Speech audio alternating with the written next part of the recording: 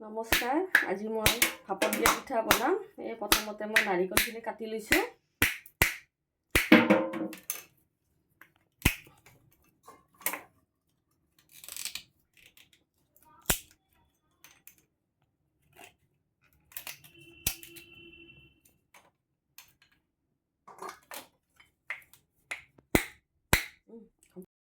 এতিয়া এটা মই মিক্সিৰ বাতি লৈছোঁ। মিক্সিৰ বাতিত নাৰিকলখিনি দি নাৰিকলখিনি গুড়া কৰি লওঁ।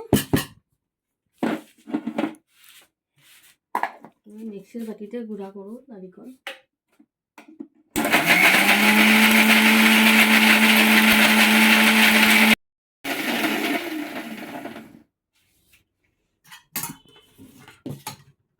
নাৰিকল গুড়া হ'ল।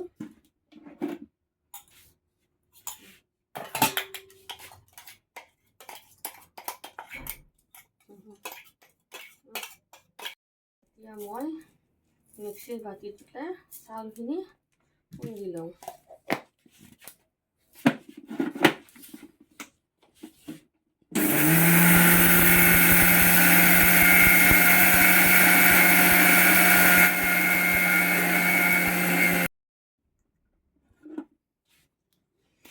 এতিয়া মই এনেকৈ ইয়াতে চালি ল'ম। অলপ চালি ল'ব লাগিব নহয়, নহ'লে অলপ বেছি গুড়া গুড়িটো নহ'ব ন। এনেকৈ চালি ল'ম।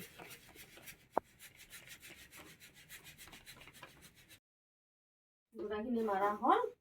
এতিয়া মই এখন চালনীৰে গুড়াখিনি অকণমান চালি ল'ম। মানে চালি ল'লে ধুনীয়া মিহি হ'ব আৰু বনাবও ভাল হ'ব। আৰু নহ'লে বস্তুবিলাক গোটা গোটা হৈ থাকে ন।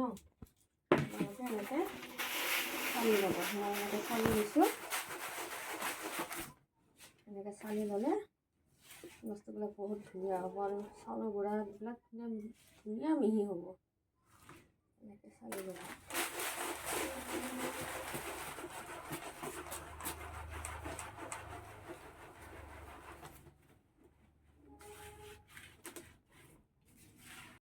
মই গিলাচ এটাত এনেকৈ চাউলৰ গুড়া ভৰাই লৈছোঁ।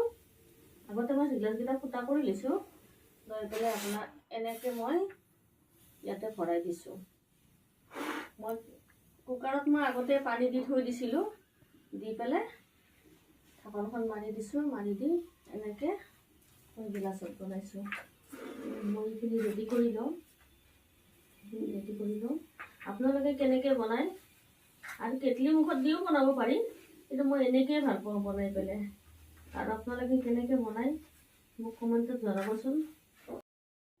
ফাইনেলি মোৰ পিঠা হৈ গ'ল। এয়া মোৰ পিঠা। এতিয়া খোৱাৰহে আৰু কথা।